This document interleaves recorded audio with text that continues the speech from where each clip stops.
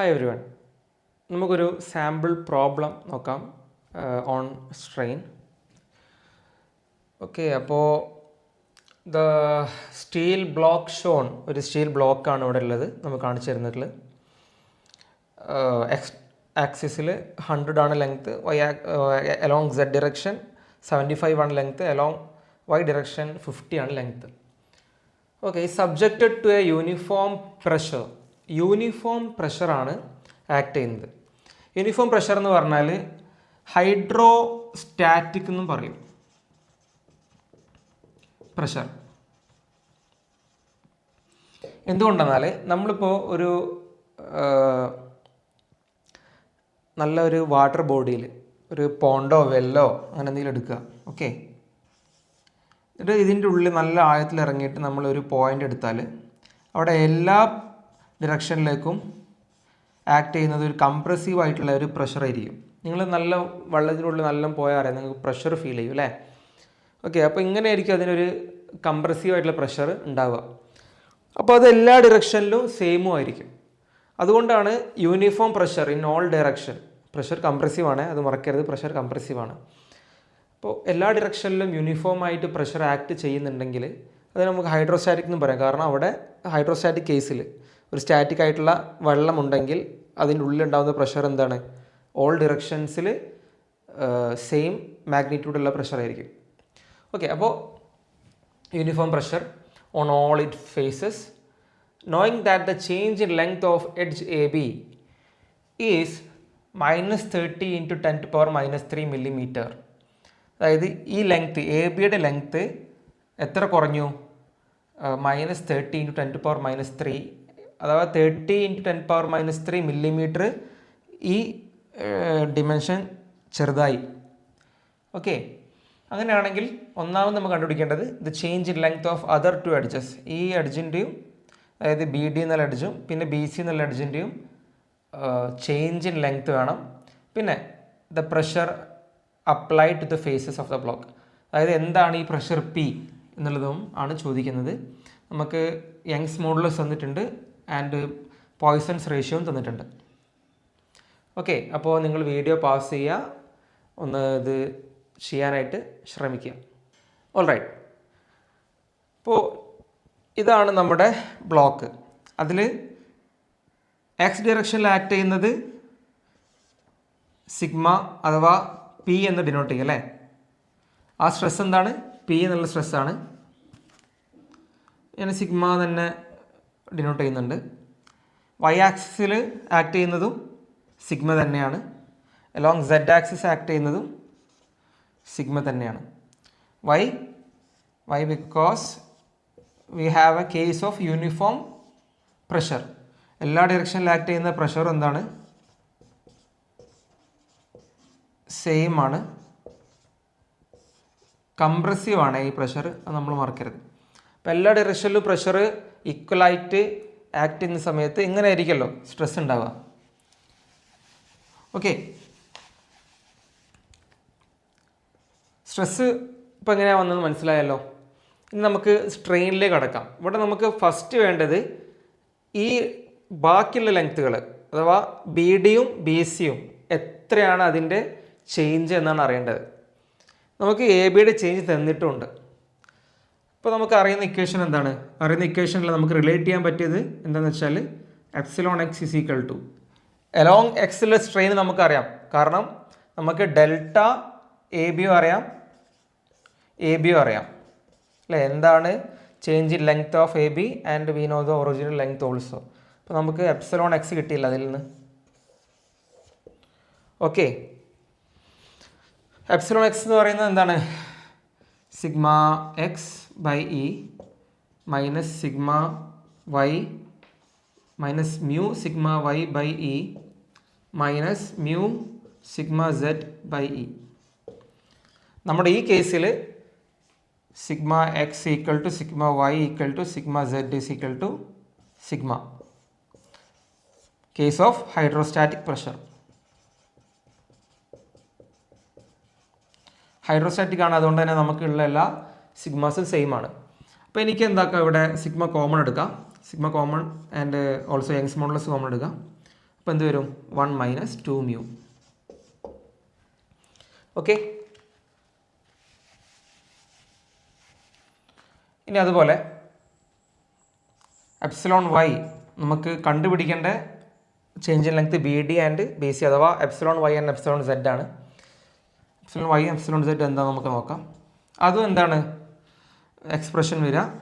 Sigma Y by E minus mu sigma X by E minus mu sigma Z by E.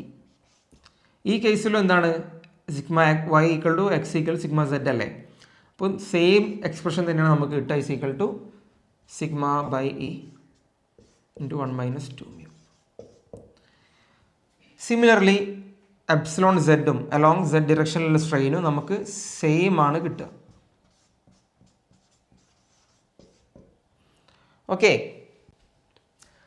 Alright. അപ്പോൾ എന്താണോ strain along X, same strain തന്നെ ആയിരിക്കും Y ഡയറക്ഷനിലും, same strain തന്നെ ആയിരിക്കും Z ഡിറക്ഷനിലും. അത് മനസ്സിലായല്ലോ? Okay, alright. ഇനി epsilon X is equal to delta A B by A B അല്ലേ? നമുക്കറിയാം delta change in length of A B is this, എത്ര? -30 into 10⁻³ millimetre divided by original length of A B 100 ആണ്, 100 millimetre. നമ്മൾ ശ്രദ്ധിക്കേണ്ട കാര്യം, ന്യൂമറേറ്ററിൽ എന്താണോ യൂണിറ്റ് കൊടുത്തത് അത് തന്നെ ഡിനോമിനേറ്ററിൽ കൊടുക്കണം. ഓക്കെ, അപ്പോൾ ഇത് വരിക -30 ഇൻറ്റു 10⁻⁻5 യൂണിറ്റ്സ് ഇല്ല. ഓക്കെ, അപ്പോൾ ഇതാണ് strain along X. Same strain തന്നെയാണ് നമുക്ക് വൈയിലും കിട്ടുക. എന്നാൽ നേരത്തെ നമ്മൾ കണ്ടു അല്ലേ? Epsilon Y also is same as 30 into 10⁻⁻5 which is delta B C. B C ആണ് വൈയിലുള്ള length, delta B C by B C. Okay, ഇനി ബി സിൻ്റെ വാല്യൂ എത്രയാണ്? നമുക്കറിയാം delta B C divided by B സിയുടെ വാല്യൂ 50 mm ആണ്.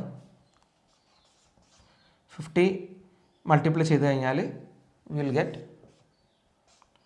Delta B C is equal to 50 into 30 1500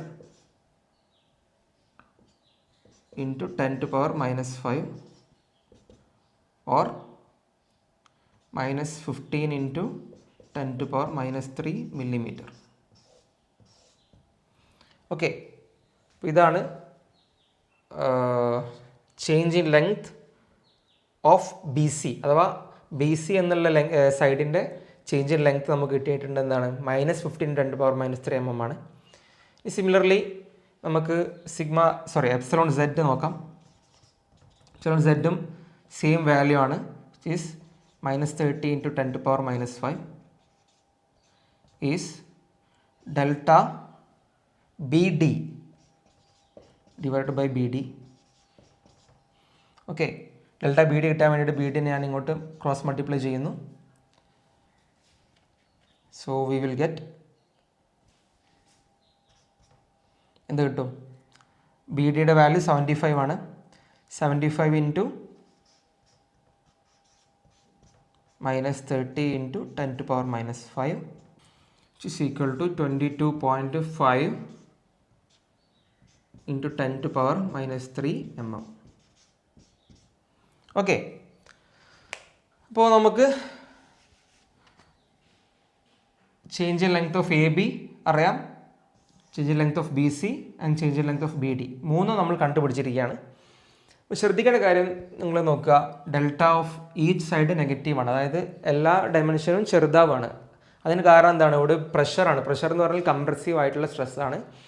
അതുകൊണ്ടാണ് നമുക്ക് എല്ലാ സൈഡും ചെറുതാവുന്നതായിട്ട് കാണാനായിട്ട് പറ്റുന്നത്. ഓക്കെ, ഇനി അടുത്ത part of the question, the pressure applied to the faces of the block എത്രയാണ് ചോദിച്ചിട്ടുള്ളത്? നമുക്കറിയാം epsilon X is equal to sigma by E into 1 minus 2 mu. എന്തുകൊണ്ടാണ് ഞാൻ ഈ എക്സ്പ്രഷൻ എടുക്കാൻ കാരണം? കാരണം നമുക്ക് ഓൾറെഡി എപ്സിലോൺ എക്സ് അഥവാ എക്സ് ഡയറക്ഷനിലെ സ്ട്രെയിൻ നമുക്കറിയാം. നമുക്ക് വേണ്ട അൺനോൺ, നമുക്കറിയാത്തത് ഈ സിഗ്മയാണ്. അതന്നെയാണ് ആക്ട് ചെയ്യുന്ന പ്രഷർ അല്ലേ. ഓക്കെ, അപ്പോൾ ഈ സിഗ്മയാണ് നമുക്ക് വേണ്ടത്, ബാക്കിയെല്ലാം നമുക്ക് നോൺ ആണ്. എപ്സിലോൺ എക്സ് അറിയാം, ഇ അറിയാം, 2 മ്യൂ അറിയാം. ഓൾറൈറ്റ്, അപ്പോൾ sigma X is -30 into 10⁻⁻5 alright is equal to sigma by E. ഇൻ്റെ വാല്യൂ എന്താണ്? 200 GPa. ഞാൻ ഇയുടെ വാല്യൂ മെഗാ എഴുതാണ്. ഇൻ്റെ വാല്യൂ മെഗാ എഴുതി കഴിഞ്ഞാൽ എനിക്ക് സിഗ്മൻ്റെ വാല്യൂ മെഗാ കിട്ടും. ഓക്കെ, അപ്പോൾ 200 into 1000 1 minus 2 into 0.29 because mu is 0.29. ഈ വാല്യൂസ് നമ്മൾ കാൽക്കുലേറ്റ് ചെയ്ത് കഴിഞ്ഞാൽ നമുക്ക് കിട്ടുക sigma is equal to 142.9 MPa. Minus ഉണ്ടാവും. മൈനസ് വരാനുള്ള കാരണം കംപ്രസീവ് ആയതുകൊണ്ടാണ്.